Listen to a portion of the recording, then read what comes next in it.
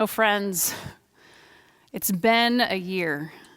I wonder, can you remember who you were a year ago? What life was like a year ago? What you were hoping for and doing and enjoying? Can you even remember a year ago as Pastor Ryan and I fumbled through our first welcome video that we filmed on Zoom? We had no idea that it was only the first of 52 Sundays we would prepare for this year between then and now, and there's still more coming, right? But do you remember who you were a year ago? Today we find ourselves at the intersection of our 1-year anniversary of beginning online worship. So we've had 525,600 minutes of life at a distance. And it's the intersection then with our Lent series that we're in, where we let ourselves witness in the wilderness together. And what a sweet thing we just witnessed, right? To hear those video clips of what has been experienced in our Salt House community. Thank you to those who shared, and thank you to Jason and our musicians for carrying us through it, through that glorious song from Rent. And we remember in that video that even with all the limitations and challenges, we have experienced so much this year. Friends, if we measure this year in love, there's been a lot of love from all y'all in the ways that you've shown up and commented and been here in worship and signed up for groups and outposts and fueled so many ways in which we've served and engaged homelessness with the new Kirkland Place shelter. There has been a force of love in our community and a force of love into our wider community. And so for that, we celebrate. The piece then of this, the other piece though of what this year has been, we're going to lean into for our sermon time that's ahead of us now. As we continue on in our I Need a Witness series, we also take time to witness to what has been hard. We continue what we began last Sunday in focusing our attention inward into witnessing our own story. So we intentionally set up these 2 Sundays to be Sundays of experience, to really experience something that would help us form words to actually express parts of our stories that we may not have quite found language for yet. So last Sunday, Pastor Ryan helped us think about how our stories often have a shape to them. And that one way to talk about that shape is how we move through moments of shalom that become shalom shattered, and then the search for shalom, and then shalom restored. And we had a chance to write about it, right? Finding those words. I was surprised at the shape that my story took. I found words and ways that the story connected that I had not found before. So go and find that sermon from Pastor Ryan if you missed it, and do that writing, okay? But then this Sunday, it continues, and we bring another voice in to our conversation, someone from the outside to speak with different language, to continue leading us into a parallel experience of writing our stories. And in this case today, we're invited to specifically witness to our own suffering. Because who doesn't want to spend Sunday morning writing about their suffering, right? Okay, that's not what we would naturally choose to do, but it's such a good thing for us on this anniversary to name how wilderness times, like the wilderness of this past year, are the most formational times for our lives. We learn when it's hard. It's just the weird way in which life works, right? So wilderness, suffering will form us if we pay attention to the lessons that are there for us, if we make room to witness to our suffering. I know that I still have more to learn from the dumpster fire of 2020. Maybe you do too. So right now is a time to tend to it. Which is why we've invited the brave Professor Kaethe Schwehn to be our person who's leading us into this, who will do this work with us. So Kaethe is an author and a professor of creative writing and composition at St Olaf College in Minnesota. So we'll post a link to the comments to her website so you can find out more about her. But she's written an award-winning dystopian novel, The Rending and the Nest, which I read and I loved. And she's also written a memoir called Tailings, which is very much about her experiences living at Holden Village As many of you know, Holden Village in the Cascade Mountains is my favorite place on the planet. And Kaethe and I have actually known each other for 30-some years, having played at Holden during the summer of our childhood and even into our angsty teen years together. And also, we've been there together as adults as we've watched with delight as our daughters have then run around the village together. And I've attended Kaethe's sessions that she has led as part of the Holden summer teaching staff, where she facilitated memoir writing. And it was incredible. So I'm grateful for this time before us and for the tools and angles and considerations that she'll teach us today and how we access and write our stories. As Kaethe leads us into this, you have the freedom to choose whatever moment or experience of suffering that you would like to write about. She'll say more about that, but I want to nudge you, I want to encourage you to tend to today's anniversary and the suffering you have endured this year. Something specific. Though if something from another time is what you need to write about, do that, but if possible, lean into the suffering of COVID for you, if you're able, okay? And to be clear, like last Sunday, we are each asked to do the heavy lifting in this experience, right? This isn't just a consumable sermon, but one that asks more of us. So one thing you may love about online worship, I know I do, is that you can just like come in your pajamas and snuggle into the couch, which you can still do today, but maybe just be a little bit more upright enough to do some writing, okay? So Kaethe, she will reference Luke 24, which is the story of Jesus walking along with two disciples on the day of his resurrection, but they don't know that it is Jesus who walks with them on this road to Emmaus. Though it is technically an Easter, like resurrection text, and we're still in Lent, there are still themes within it that resonate with our experiences of being in the wilderness and being witnesses, okay?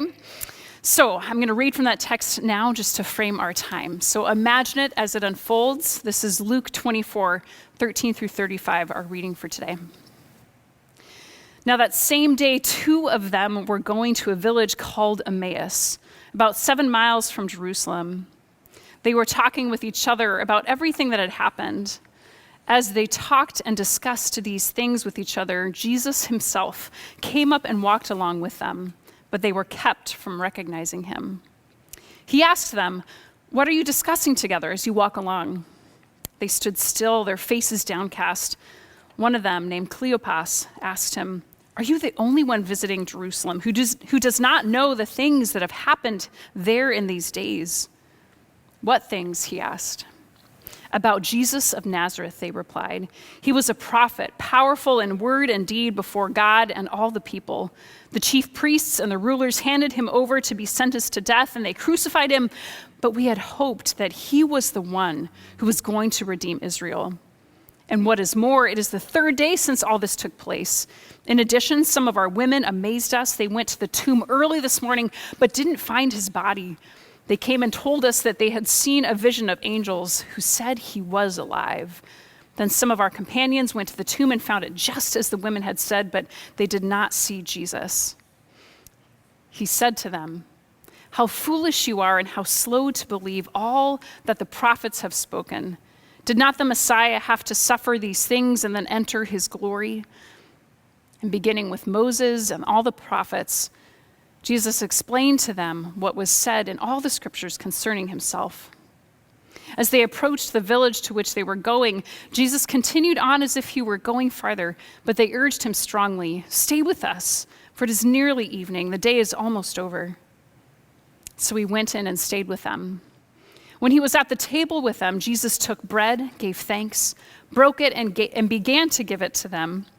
Then their eyes were opened and they recognized him, and he disappeared from their sight. They asked each other, "Were not our hearts burning within us while he talked with us on the road and opened the scriptures to us?" They got up and returned at once to Jerusalem. There they found the 11 and those with them assembled together and saying, "It is true, the Lord has risen and has appeared to Simon." Then the two told what had happened on the way and how Jesus was recognized by them when he broke the bread. All right, friends, as we continue to witness in the wilderness to our own stories on this COVID anniversary, we welcome to the Salt House microphone Professor Kaethe Schwehn. Hello, Salt House siblings in Christ. I am so delighted to get to be here with you today. I hope that you will take a minute before we begin to gather for yourself something to write on and something to write with.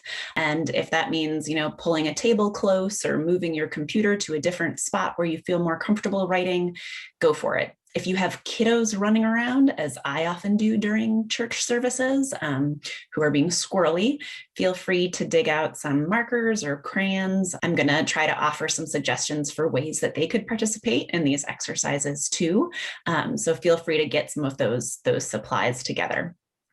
Today, I'm here to talk with you and walk with you through some of your own suffering. I know that I'm joining you on a really important day for Salt House at the year anniversary of the last time you were able to meet in person. And I just want to say up front how sorry I am for that loss, the loss of the absence to one another as community. I know that all of you have suffered this year because of that loss, as well as a result of a million other things that are going on in our world. Before we jump into the writing, I want to offer two sort of caveats. The first is that there is no suffering Olympics. Especially during COVID, I think our awareness of folks who have it worse than us might be heightened, and it should be, in the sense that we should all be at work every day towards building the beloved kingdom that God intends and making sure that there is a sense of equity for everyone and working towards that goal. At the same time, our own bodies and hearts are not rational about suffering. And when they hurt, they hurt. And so there is no kind of suffering, as you write today, that's too little or too small or too inconsequential. Your body and your heart knows if you have suffered, and no one's going to be judging it, right? There's no Olympics, there's no hierarchy here. There's also no writing Olympics. So the idea is that we're being creative and we're engaging with the raw kind of truth of ourselves, and things should be messy. Don't worry about complete sentences. Don't worry about punctuation use. Use expletives if you would like. I'm just going to encourage you to try to get as much on the page as possible. And so when we actually do write, I'll encourage you to start your pen or pencil going and then not to stop. And if you don't know what to write, you can say, I don't know what to write. I don't know what to write. I don't know what to write. The point is, what you don't want to do is sit for a long time and try to compose the perfect sentence, because I can tell you after many years of writing that it's very likely that sentence will never arrive. So just press forward and into the mess of writing. I would like you to think now of a moment, something that you currently are suffering through or that you have suffered through in the past. And if you choose something from the past, try to choose one that is still with you now, that you don't feel like is totally resolved, that still, when you think about it, there is that ache or that twisting or whatever. I would just jot it down really quickly. Take a second, jot it down. If there are kids in the room interested in participating, you can do this too. You can think about what's been hurting your heart recently. Has anybody been bugging you or annoying you? What's been on your mind? And you can either write it down if you're a kid, or you can start to draw a picture. Either way. Adults, once you've come up with that suffering, right, which could be ongoing loneliness because of COVID, right? It could be the death of a beloved. It could be a toxic work situation. It could be the loss of a friendship. It could be a sense of distance from God, the diagnosis of an illness, a broken relationship, right? Once you have that, I want you to try to think of a particular moment in time within that suffering. okay, that you can sort of visualize like you would if it was the movie of your life, right? Coming soon to theaters near you. And it doesn't have to be a moment where something big happened, right? If you've been experiencing a lot of loneliness during COVID, it could simply be a Tuesday evening when you thought that you were going to have a phone call with a friend and that friend didn't call, right? It could be the act of waiting for the phone to ring. So take 30 seconds and think of a particular moment that you can visualize.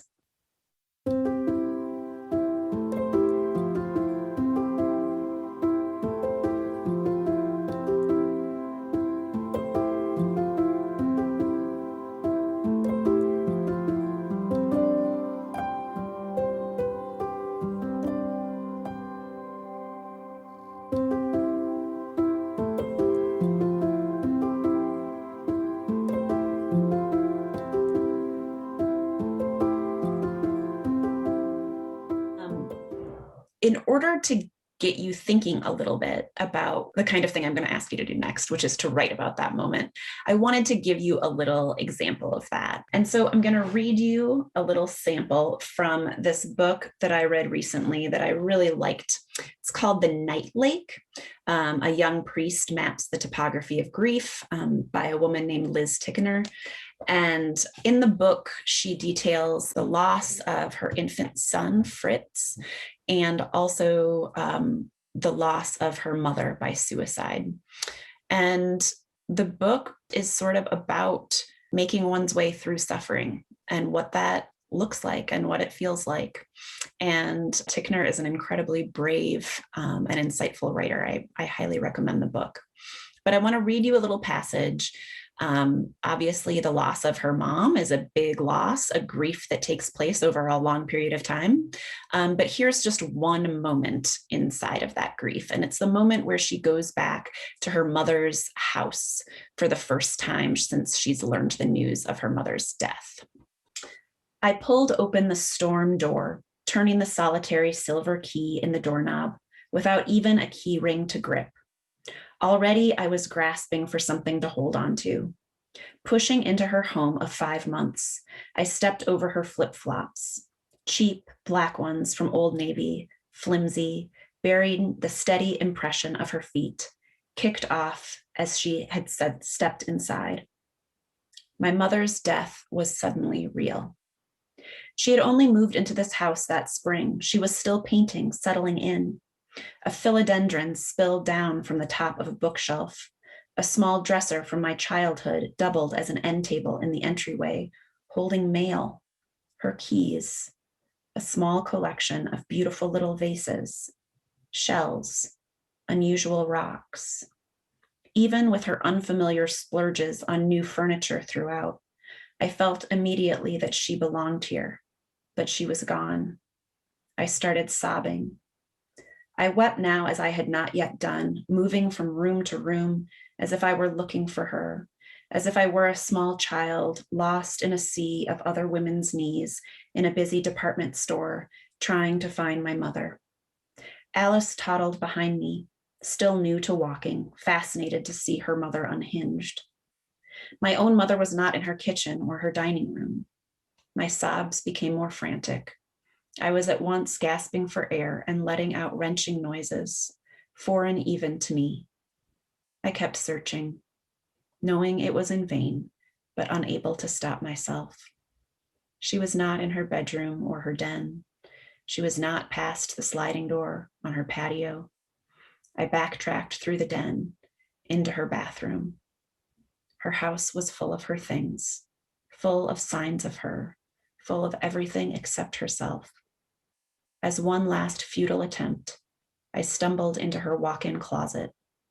It was packed, yet empty. I fell to the carpet, wailing, undone. It was real. My mother was dead, and she had chosen it.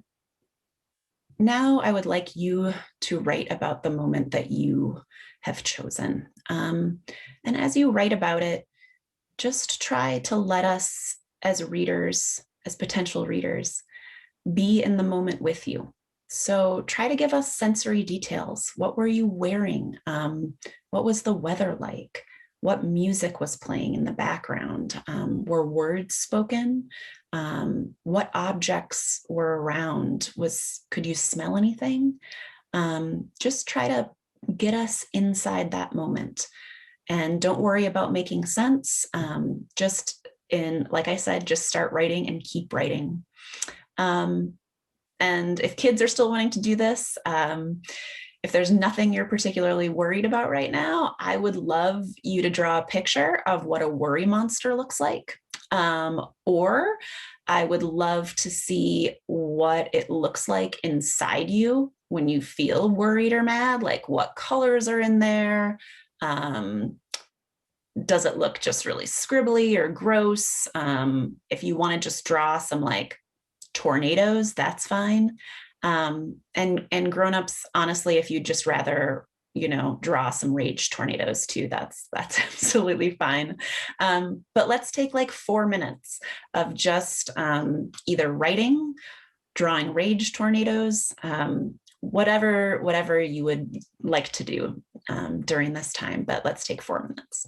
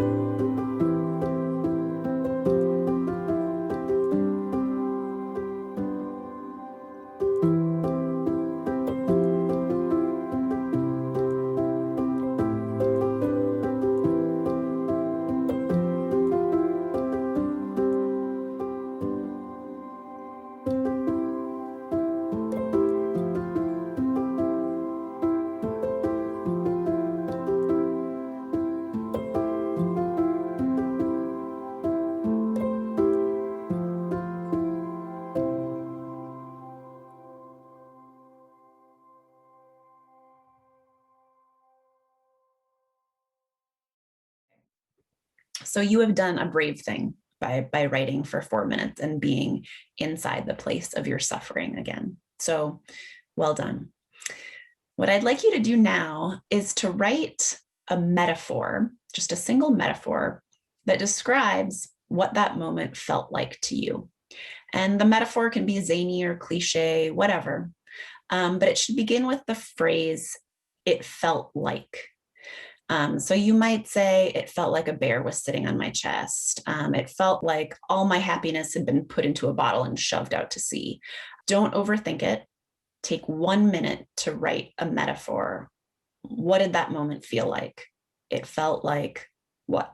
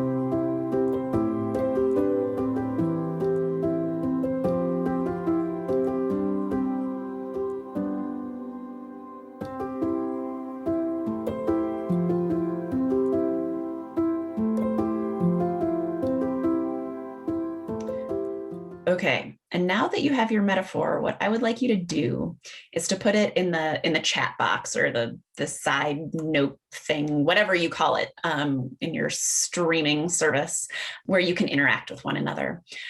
I don't want you to give any context to the metaphor. I just want you to write "it felt like" and then fill in that blank. And as you watch other people's metaphors pop up, I want you to just kind of briefly hold each person and just send them a little prayer, a little jolt of love. We're not getting to hear all of these stories of suffering, but you're getting a little glimpse of each person. And so just as their metaphor comes up, just hold them for a second and then move on to the next one. Okay, so let's just take a minute for that.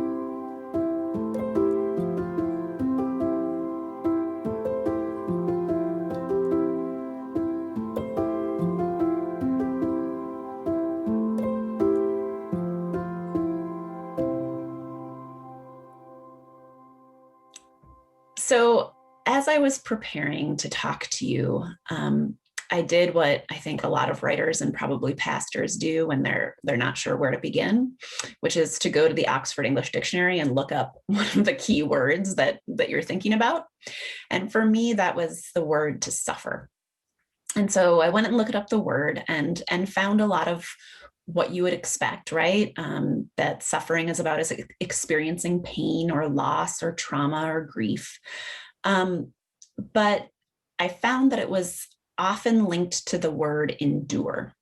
We talk about enduring suffering, we talk about enduring pain, we talk about enduring loss.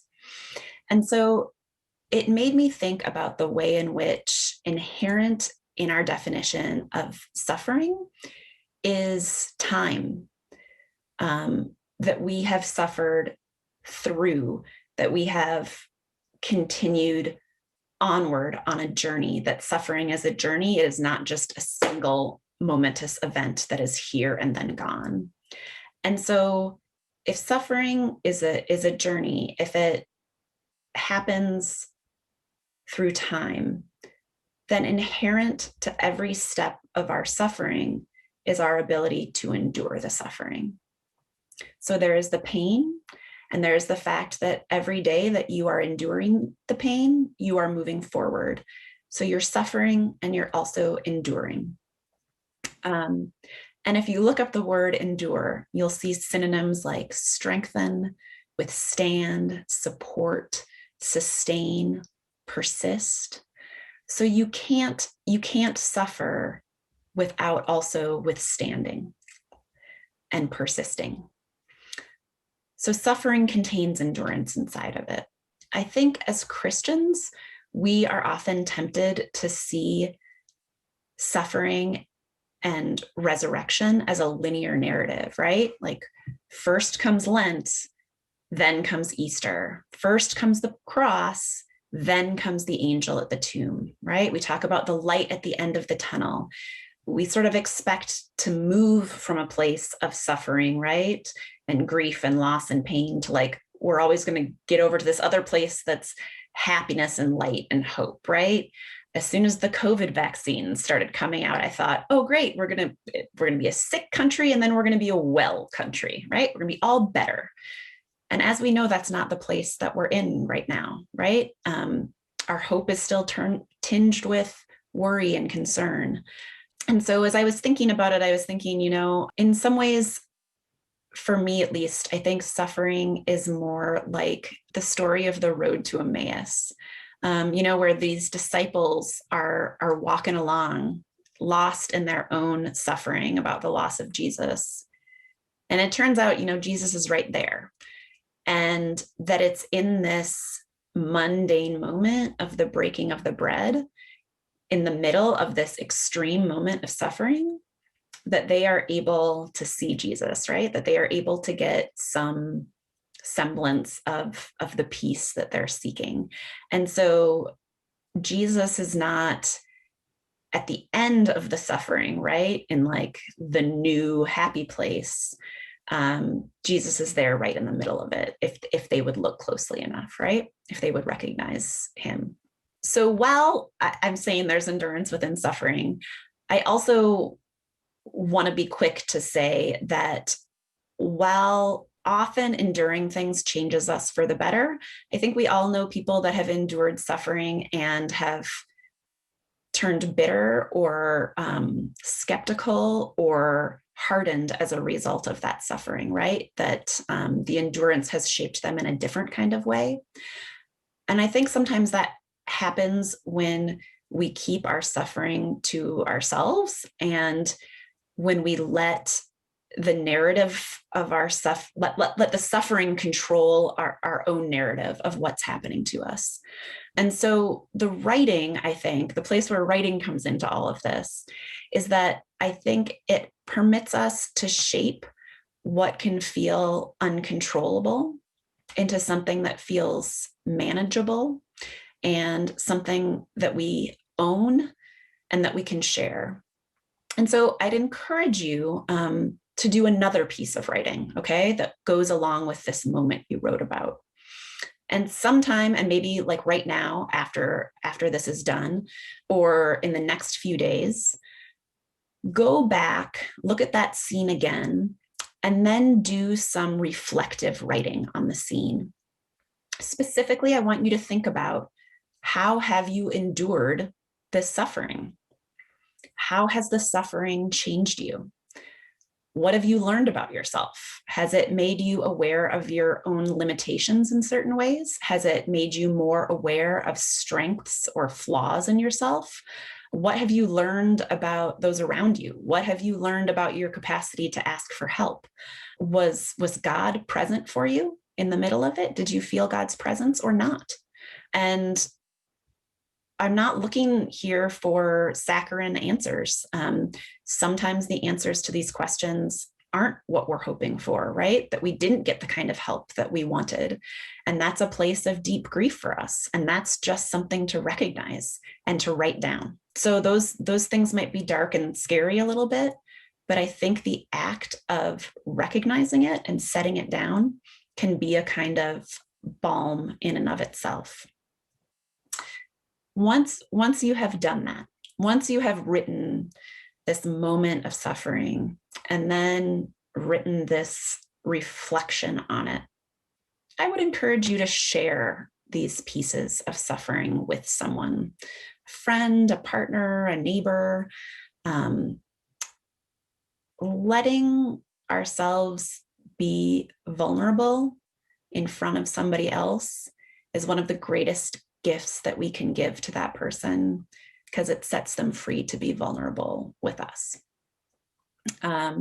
So share your story and tell the person how you suffered and explain to the person how you endured.